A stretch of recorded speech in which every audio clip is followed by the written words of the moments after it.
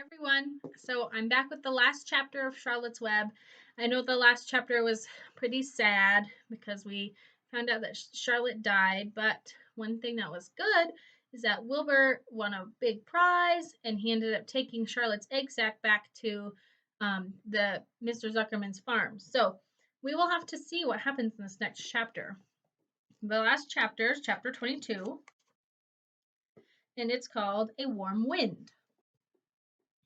And so Wilbur came home to his beloved manure pile in the barn cellar.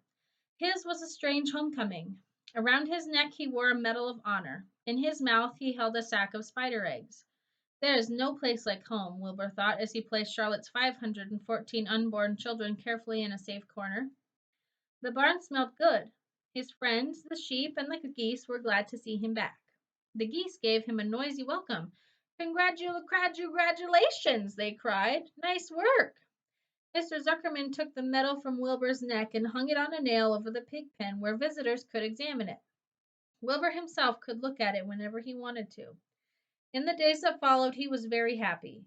He grew to a great size. He no longer worried about being killed, for he knew that Mr. Zuckerman would keep him as long as he lived. Wilbur often thought of Charlotte. A few strands of her old web still hung in the doorway. Every day Wilbur would stand and look at the torn, empty web, and a lump would come to his throat. No one had ever had such a friend, so affectionate, so loyal, and so skillful. The autumn days grew shorter. Lurvy brought the squashes and pumpkins in from the garden and piled them on the barn floor where they wouldn't get nipped on frosty nights. The maples and birches turned bright colors, and the wind shook them as they dropped their leaves one by one to the ground. Under the wild apple trees in the pasture, the little red apples lay thick on the ground, and the sheep gnawed them, and the geese gnawed them, and the foxes came in at night and sniffed them. One evening just before Christmas, snow began falling. It covered houses and barns and fields and woods. Wilbur had never seen snow before. When morning came, he went out and plowed the drifts in his yard for the fun of it. Fern and Avery arrived, dragging a sled. They coasted down the lane and out into the frozen pond in the pasture. Coasting is the most fun there is, said Avery. The most fun there is, retorted Fern, is when the Ferris wheel stops and Henry and I are at the top car and Henry makes the car swing so we can see everything for miles and miles and miles. Goodness, are you still thinking about that old Ferris wheel? Said Avery in disgust. The fair was weeks and weeks ago. I think about it all the time, said Fern, picking snow from her ear. After Christmas, the thermometer dropped to 10 below zero. Cold settled on the world. The pasture was bleak and frozen. The cows stayed in the barn all the time now, except on Sunday mornings, when they went out and stood in the barnyard in the lee of the straw pile.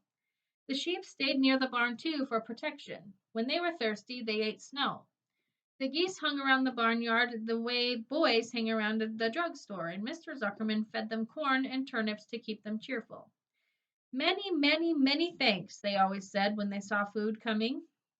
Templeton moved indoors when the winter came. His ratty home under the pig trough was too chilly, so he fixed himself a cozy nest in the barn behind the grain bins.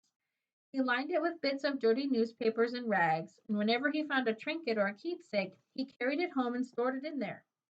He continued to visit Wilbur 3 times a day, exactly at mealtime, and Wilbur kept the promise he had made. Wilbur let the rat eat first. Then, when Templeton couldn't hold another mouthful, Wilbur would eat. As a result of overeating, Templeton grew bigger and fatter than any rat you ever saw. He was gigantic. He was as big as a young woodchuck. The old sheep spoke to him about his size one day. You would live longer, said the old sheep, if you ate less. Who wants to live forever? Sneered the rat. I'm naturally a heavy eater, and I get untold satisfaction from the pleasures of the feast. He patted his stomach and grinned at the sheep and crept upwards to lie down. All winter Wilbur watched over Charlotte's egg sack as though he were guarding his own children.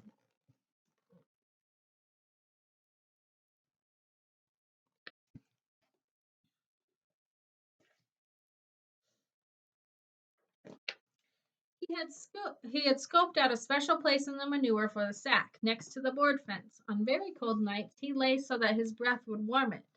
For Wilbur, nothing in life was so important as this small round object. Nothing else mattered.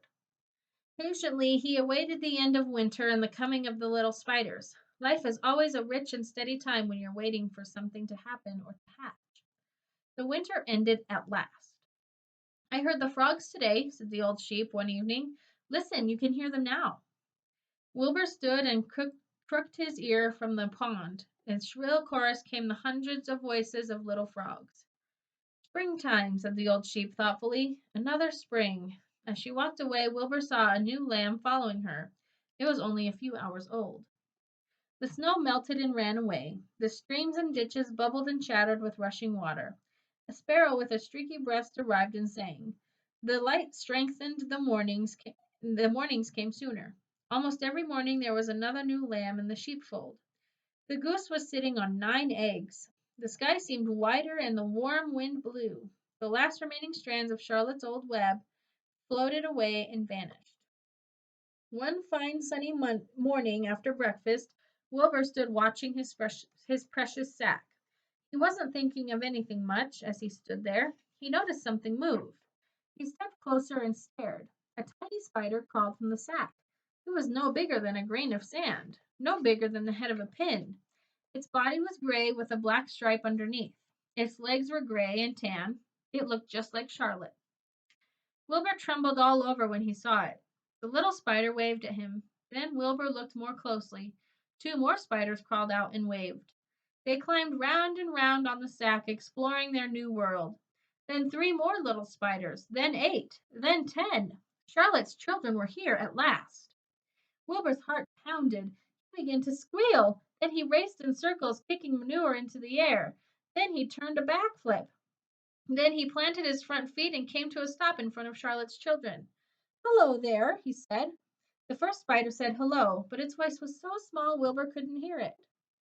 I'm an old friend of your mother's, said Wilbur. I'm glad to see you. Are you all right? Is everything all right? The little spiders waved their forelegs at him. Wilbur could see by the way they acted that they were glad to see him.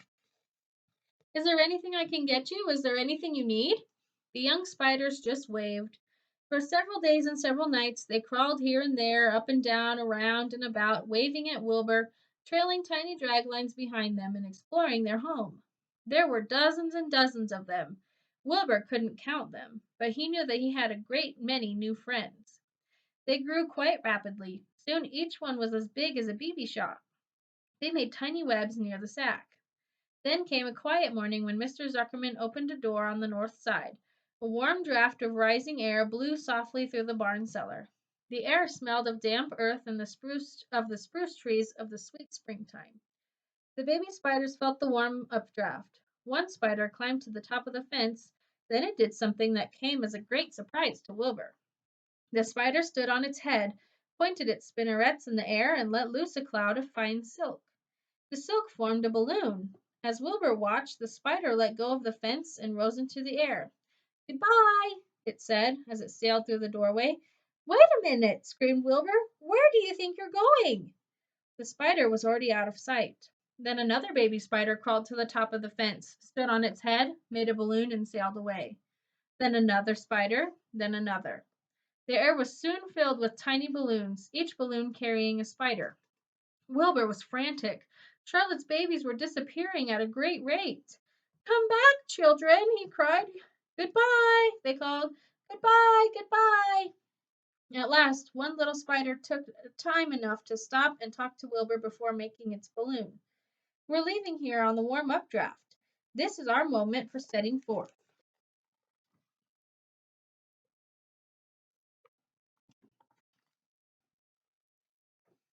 We are aeronauts, and we are going into the world to make webs of ourselves. But where? Asked Wilbur. Wherever the wind takes us, high, low, near, far, east, west, north, south. We take to the breeze, we go as we please. Are all of you going? Asked Wilbur. You can't all go. I would be left alone with no friends. Your mother wouldn't want that to happen, I'm sure. The air was now so full of balloonists that the barn cellar looked almost as though a mist had gathered. Balloons by the dozen were rising, circling and drifting away through the door, sailing off in the gentle wind. Cries of goodbye, goodbye, goodbye came weakly to Wilbur's ears. He couldn't bear to watch any more. In sorrow, he sank to the ground and closed his eyes. This seemed like the end of the world to be deserted by Charlotte's children. Wilbur cried himself to sleep. When he woke, it was late afternoon. He looked at the egg sack. It was empty. He looked into the air. The balloonists were gone. Then he walked drearily to the doorway, where Charlotte's web used to be. He was standing there thinking of her when he heard a small voice. "Salutations," it said. "I'm up here." "So am I," said another tiny voice. "So am I," said a third voice. "Three of us are staying. We like this place, and we like you." Wilbur looked up at the top of the doorway. Three small webs were being constructed. On each web, busily working, were one of Charlotte's daughters. "Can I take this to mean," asked Wilbur, "that you have definitely decided to live here in the barn cellar and that I'm going to have three friends?" "You can indeed," said the spiders. "What are your names, please?" asked Wilbur, trembling with joy.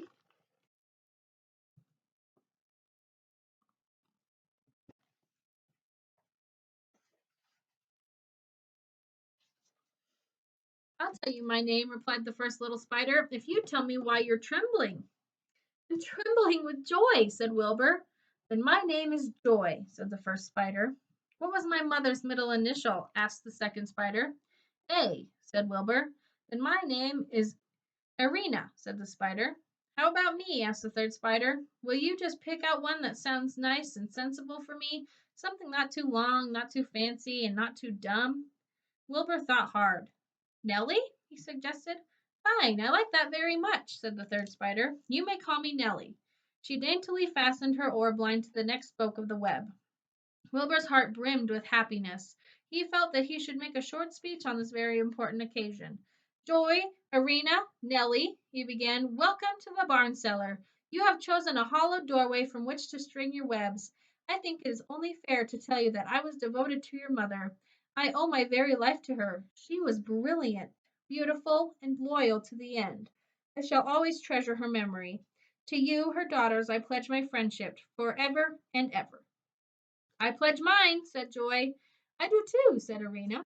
"And so do I," said Nellie, who had just managed to catch a small gnat. It was a happy day for Wilbur, and many more happy, tranquil days followed. As time went on and the months and years came and went, he was never without friends. Fern did not come regularly to the barn any more. She was growing up, and she was careful to avoid childish things like sitting on a milk stool near a pig pen. But Charlotte's children and grandchildren and great grandchildren, year after year, lived in the doorway. Each spring there were new little spiders hatching out to take the place of the old. Most of them sailed away on their balloons, but always two or three stayed to set up housekeeping in the doorway. Mr. Zuckerman took fine care of Wilbur all the rest of his days, and the pig pen was often visited by friends and admirers, for nobody ever forgot the year of his triumph and the miracle of the web. Life in the barn was very good. Night and day, winter and summer, spring and fall, dull days and bright days. It was the best place to be, thought Wilbur. This warm, delicious cellar with its gnarless geese and changing seasons, the heat of the sun, the passage of swallows, the nearness of rats, the sameness of sheep, and the love of spiders, the smell of manure, and the glory of everything. Wilbur never forgot Charlotte. Although he loved her children and grandchildren dearly, none of the new spiders ever quite took her place in his heart. She was in a class by herself. It is not often that someone comes along who's a true friend and a good writer. Charlotte was both. The end. So that's the end of our Charlotte's Web book. I hope you guys enjoyed it.